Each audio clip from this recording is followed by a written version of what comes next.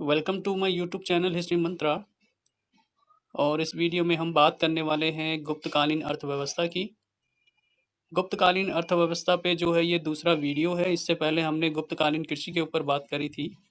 तो आज हम इस वीडियो में गुप्तकालीन शिल्प के बारे में जो है आपको बताएंगे। तो आइए हम शुरू करते हैं गुप्तकालीन अर्थव्यवस्था के शिल्प वाले खंड पर। गुप्तकालीन अर्थव्यवस्था में गैर कृषि क्षेत्र भी महत्वपूर्ण था और इसमें कई प्रकार के शिल्प थे। जयसिंह के अमरकोश से कई प्रकार के शिल्प की जानकारी प्राप्त होती है। धातु कर्म अपने चरम पर था।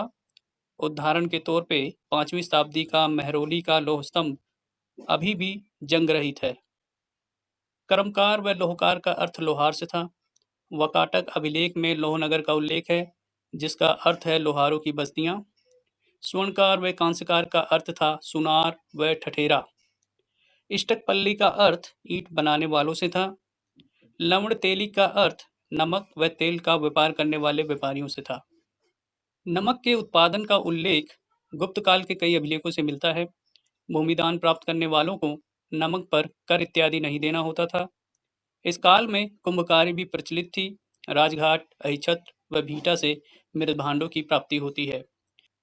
592 ईस्वी का पश्चिम भारत का अभिलेख बताता है कि कुम्हारों को मृद भांड पर नगद कर देना होता था। वडकी या सूत्रधार को बढ़ई कहा जाता था। साहित्य से कई प्रकार के कपड़ा बनाने के उल्लेख प्राप्त होते हैं। मूर्ति कला से भी वस्त्र के विषय में जानकारी मिलती है। मंदसौर अभिलेख वस्त्र निर्माण उद्योग के विषय में जानकारी देता है। गुजरात के सिल्क बुनकरों के विषय में हमें जानकारी मिलती है और ये गुजरात के सिल्क बुनकर बाद में मंदसौर आ गए। ये एक संगठन में व्यवस्थित थे। सिल्क बुनकरों ने समाज के धनी वर्गों की मांग को पूरा किया। वस्त्र की रंगाई करने वाला व्यक्ति छिंपक कहलाता था। इसे रंगरेज भी कहा जाता है। नील का प्रमाण भी साहित्य से प्राप्त होता है। 592 ईस्वी का पश्चिम भारत गुजरात का अभिलेख नील उत्पादन पर कर लिए जाने की बात कहता है। ऊन का उत्पादन भी किया जाता था। ऊन स्थान का प्रयोग ऐसे स्थान के लिए किया गया है जहां पर ऊन का निर्माण किया जाता था, जैसे कि बंगाल डेल्टा। हाथी दांत की वस्तुएं भी शिल्प उत्पाद थी। भीटा से हमें हाथी दांत की वस्तुओं के नमूने प्राप्त होते हैं। साहित्य व अभिलेख से शराब निर्माण का उल्लेख मिलता है। शराब के लिए कल्लार शब्द का यूज किया गया है। पश्चिम भारत के अभिलेख से शराब पर कर लगाए जाने की पुष्टि होती है। लेखकार, कायस्थ और वेद चिकित्सक दो अन्य शिल्प थे। गिल्ड से जुड़े समूह को श्रेणी या निगम कहा जाता था। धर्मशास्त्र बताते हैं कि वैशाली की श्रेणी अपनी मुहर का प्रयोग करती थी। कुलिक निगम यह दस्तकारों का संगठन था। सेठी सार्थवा कुलिक निगम यह एक विस्तृत संस्था थी जिसमें व्यापारी, काफिला व्यापारी व दस्तकार आदि आते थे।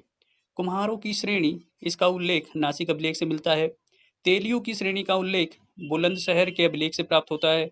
सिल्क बुनकरों की श्रेणी मंदसौर के अभिलेख से प्राप्त होती है। गुप्तकालीन प्रमाणों में हमें तीरंदाज, कहानीकार और नक्षत्र शास्त्रियों के भी उल्लेख मिलते हैं। ये भी एक प्रकार से शिल्पी थे। आंकड़ों से पता चलता है कि व्यावसायिक गतिशीलता उपस्थित थी। यह शायद सदस्यों के मध्य तनाव के कारण रही होगी। स्मृति ग्रंथों से पता चलता है कि श्रेणियों के जीवन में किसी प्रकार का संकट नहीं था। इनके मध्य सहमति दिखाई देती है।